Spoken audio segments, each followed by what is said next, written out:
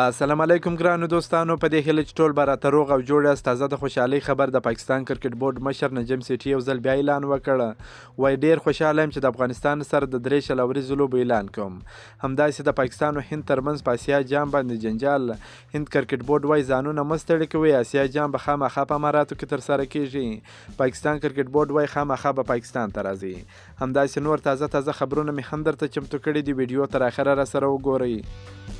افتخار احمد په وهاب ریاض باندې شپږ ورځې ووهلې. د پاکستان سوپر لیګ سیالۍ په یوه تمریناتي لوبه کې چې په کوټه کې د کویټه ګلیډیټرز او پېښور زلمي لوبډلې ترمنځ ترسره شوه، افتخار احمد په وهاب ریاض شپږ ورځې ووهلې. د یادې تمریناتي لوبې په وروستي اور کې افتخار احمد د وهاب ریاض پر وړاندې توپخنې ته ولاړ و چې هر یو توپ یې له بونډرۍ څخه واړوي او شپږ ورځې پرې ووهلې. پاکستان کرکټ بورډ وایي په مارچ میاشت کې د افغانستان سره شل ورځې لوبلړۍ ترسره کوو. د پاکستان کرکټ بورډ مشر اعلان وکړ چې د پاکستان او افغانستان ترمنځ به د شل ورځې سیالیو لړۍ د روان کال د مارچ میاشتې په پای کې ترسره شي. د پاکستان کرکټ بورډ مشر نجم سیټي په ټویټر خپل پیغام کې ویلي دي چې دواړې لوبډلې به په شارجه کرکټ لوبغالي کې د 3 شل ورځو نړیوالو لوبو لوبلړۍ ترسره کوي.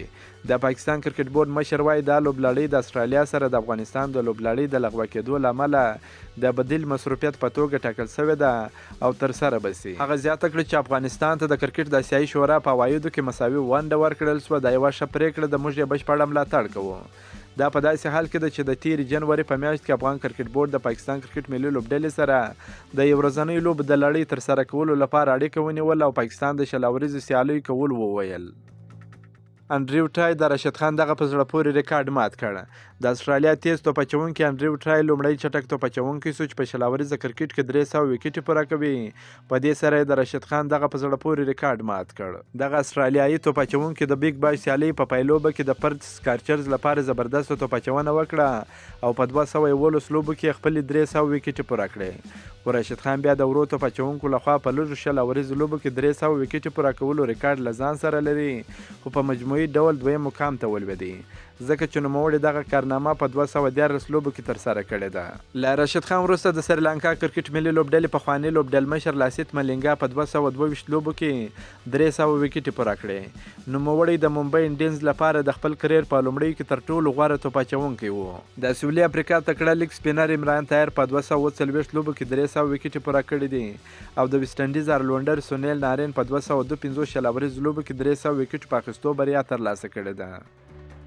هند کرکټ بورډ ځانونه مه ستړي کوئ، اسیا جام په اماراتو کې ترسره کیږي. په دې ورځو کې پاکستان ته د هندي لوبډلې د تګ او نه تګ په اړه بحثونه روان دي. پاکستان کرکټ بورډ دا دریځ خپل کړی دی چې هند به خامخا د اسیا جام لپاره پاکستان ته راځي، خو هند کرکټ بورډ وایي چې ځانونه مه ستړي کوئ. د پاکستان کرکټ بورډ مشر نجم سیټي وایي که هند پاکستان ته د اسیا جام لپاره نه راځي نو موږ هم د نړیوال جام لپاره هند ته نه ورځو، خو د هند کرکټ بورډ خپل دریځ کلک کړی دی. د هند کرکټ بورډ سکریټر جی شاه په بحرین کې د اسیایي کرکټ شورا په غونډه کې د هند دریځ یو ځل بیا تکرار کړ او ویل چې حکومت اجازه نه ورکوي چې پاکستان ته سفر وکړي. د هند کرکټ بورډ وایي هند له نورو بورډونو غوښتي دي چې وضعیت درک کړي. ټولو غړو هوکړه کړې ده چې تر یوې میاشتې انتظار وباسي.